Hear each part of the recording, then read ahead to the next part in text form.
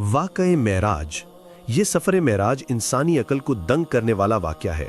इस वाक़े में अल्लाह रब्बुल इज़्ज़त ने अपने महबूब ख़ातिमुन नबिय्यीन हज़रत मोहम्मद सल्लल्लाहु अलैहि वसल्लम और ख़ुद के दरमियान तमाम पर्दों को गिरा दिया।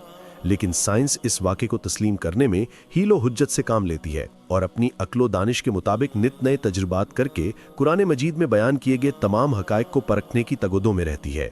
साइंस ये सवाल करती है कि अगर रोशनी की रफ्तार से सफ़र किया जाए, यानी अगर बिजली की तेज़ी से कोई भी इंसान सफ़र करे, तो भी ये नामुमकिन है कि एक ही रात में एक ही लम्हे मौजूद में मस्जिदिल हराम से मस्जिद अक्सा और फिर मस्जिद अक्सा से पहले आसमान और यूं दर्जा बदर्जा सातवें आसमान और उससे आगे सिदरतुल मुंतहा और उसके बाद सिदरतुल मुंतहा से भी आगे यानी अल्लाह सुब्हानहू व तआला के अर्श तक पहुँचे और फिर अपने खालिक व माबूद से मुलाकात का शरफ हासिल करके वापस भी आ जाए। ये सब स्पीड ऑफ लाइट से भी मुमकिन नहीं है। लेकिन यहाँ सवाल ये पैदा होता है कि फिर नबी करीम सल्लल्लाहु अलैहि वसल्लम ने ये सफ़र मेराज कैसे किया?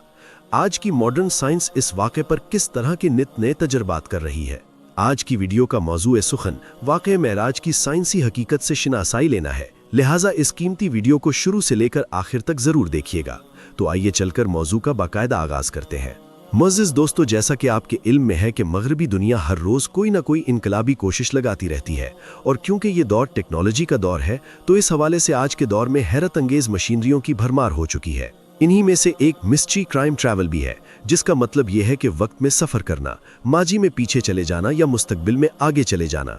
मगरबी दुनिया में बहुत ज़्यादा प्रमोट किया गया है कि इस टेक्नोलॉजी की मदद से ऐसी डिवाइस बना जा चुकी हैं जिसकी मदद से वक्त में सफ़र को मुमकिन बनाया जा सकता है। लेकिन क्या आप जानते हैं कि कुरान मजीद फुरकान हमीद में 1400 साल पहले से बयान कर दिया गया था कि जब नबी करीम सल्लल्लाहु अलैहि वसल्लम मक्का मुकरमा से मस्जिद अक्सा पहुंचे, अगर उस दौर के मुताबिक ऊंट या घोड़े पर सफ़र किया जाता तो इस सिलसिले में 30 या 40 दिनों का वक्त लग सकता था। मगर आप सल्लल्लाहु अलैहि वसल्लम ने न सिर्फ मस्जिद अक्सा तक का सफ़र किया बल्कि सातवें आसमान तक पहुंचे और उससे भी आगे सिदरतुल मुंतहा तक गए, वो हद के जिसके आगे जनाब जिब्रील अलैहिस्सलाम के पर भी जल जाते। दोस्तों, साइंस के लिए यह समझना नामुमकिन था कि आप सल्लल्लाहु अलैहि वसल्लम ने पूरी कायनात का सफ़र किया, लेकिन ज़मीन पर बहुत कम वक्त गुजरा। साइंस की स्पेशल थ्योरी ऑफ रिलेटिविटी के मुताबिक अगर कोई जिस्म रोशनी की रफ्तार के साथ सफ़र करता है तो वक्त का फैलाव बढ़ जाता है। रसूलुल्लाह सल्लल्लाहु अलैहि वसल्लम जिस बुराक पर सवार थे उसकी रफ्तार रोशनी की रफ्तार से कई गुना ज़्यादा थी। मेराज के दौरान वक्त का फैलाव बढ़ने की बजाय कम हो गया, यानी वक्त थम गया। साइंसी नुक्ता निगाह के मुताबिक कायनात के किनारे तक का फासला किसी भी सिमत में 40.5 बिलियन लौरी साल है, जिसे मरई कायनात कहा जाता है, जबकि रोशनी एक साल में 9.46 ट्रिलियन किलोमीटर का सफ़र करती है। इसका मतलब है कि अगर रोशनी मुसलसल सफ़र करती रहे तो ये 40.5 बिलियन सालों में कायनात के किनारे तक पहुंच सकेगी। यहाँ दूसरा सवाल ये पैदा होता है कि इतनी बड़ी मुसाफत तय करने के लिए अरबों साल दरकार है, तो हज़रत मोहम्मद सल्लल्लाहु अलैहि वसल्लम ने इतना बड़ा फासला बहुत कम वक्त में कैसे तय किया? बेशक ये अल्लाह की कुदरत है कि जिसने अपने महबूब के लिए वक्त को समेट लिया। सही मुस्लिम की एक हदीस का इक्तिबास बुराक के बारे में बयान करता है।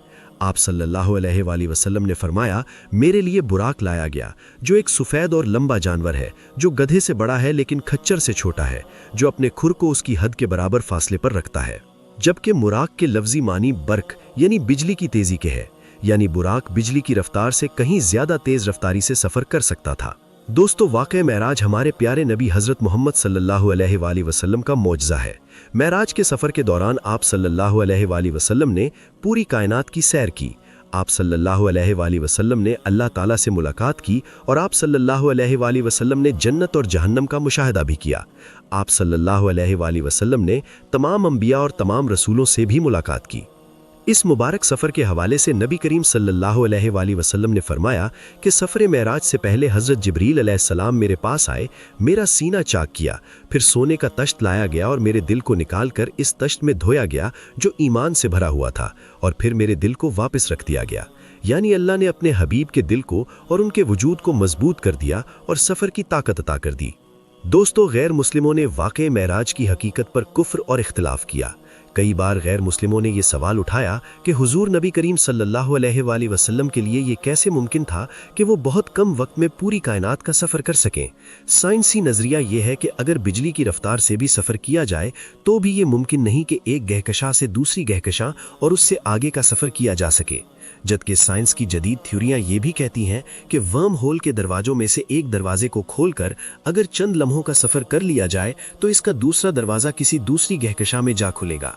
इसका मतलब ये है कि किसी एक दरवाजे को खोलकर किसी दूसरी गहकशा में दाखिल हुआ जा सकता है।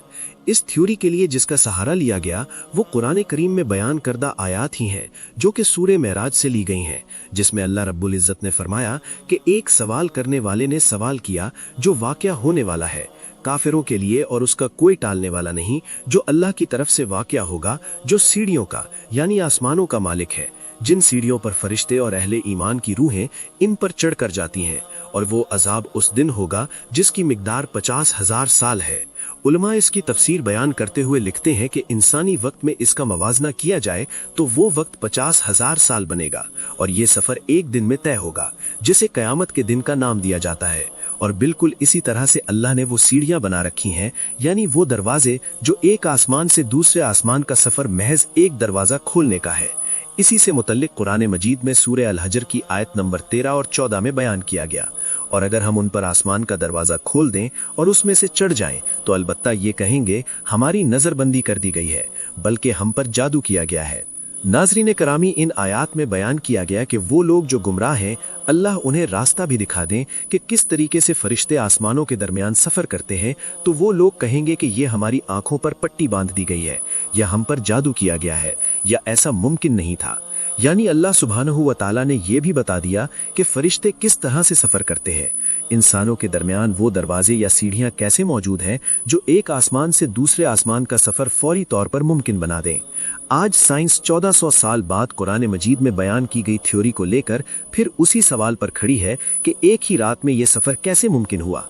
साइंस आज भी ये मानने को तैयार नहीं कि कोई बशरी वजूद या इंसानी जिस्म बिजली की रफ्तार से ये सफर करे और उसके बाद वो इंसानी जिस्म की सूरत में बाकी भी रहे, क्योंकि साइंसी उलूम के मुताबिक कोई भी शय बिजली की रफ्तार से सफर करे तो वो अपने वजूद को बदल डालेगी, और अगर बिजली की तेजी से ये सफर किया जाए तो कई बिलियन साल तक का वक्त दरकार हो सकता है।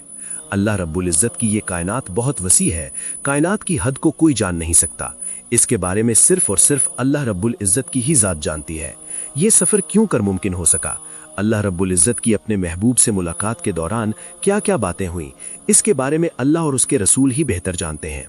जी तो मुअज़्ज़िज़ दोस्तों, ये थी हमारी आज की वीडियो कैसी लगी कमेंट करके हमें जरूर बताइएगा। इंशाअल्लाह आपसे मुलाकात होती है अगली वीडियो में, तब तक अपना ख्याल रखिएगा। अल्लाह निगहबान।